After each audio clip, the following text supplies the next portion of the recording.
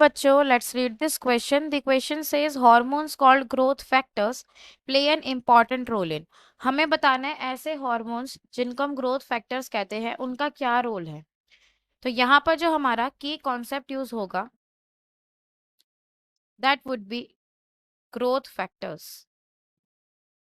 क्या होगा? Growth factors. नाम से समझ में आ रही है कुछ ऐसे फैक्टर्स हैं जो कि ग्रोथ में हेल्प करेंगे।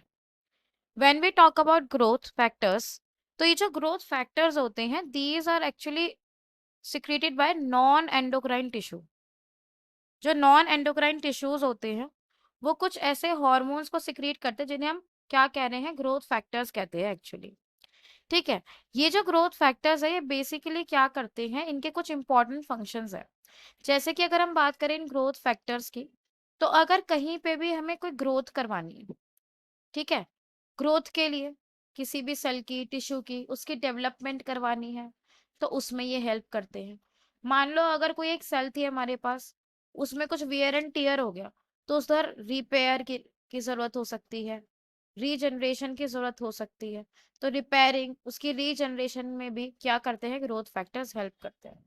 और तीसरी चीज क्या है कि अगर हम देखें तो ये प्रोलिफरेशन में भी हेल्प कर सकते हैं, क्योंकि ये ग्रोथ करवाएंगे तो डेवलपमेंट होगी, वियर एंड टियर होगा तो रिपेयरेशन, रीजनरेशन करवाना किसी भी टिश्यू का, वहां पे जो सेल्स है उसका प्रोलिफरेशन कराना, ये सारे ही फंक्शंस किसके हो जाते हैं, ग्रोथ फैक्टर्स के हो जाते हैं।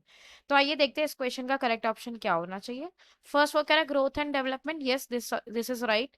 सेकंड में लिखा है रिपेयर और regeneration, this is also right. Proliferation of cells, this is also right. And last में दे रखा ऑल ऑफ दीज। तो यहाँ पर जो हमारा करेक्ट ऑप्शन बन रहा है इस क्वेश्चन का that is all of these, क्योंकि ये तीनों ही चीजों में क्या करता है, आपकी हेल्प कराता है। I hope you understood it well. Best of luck.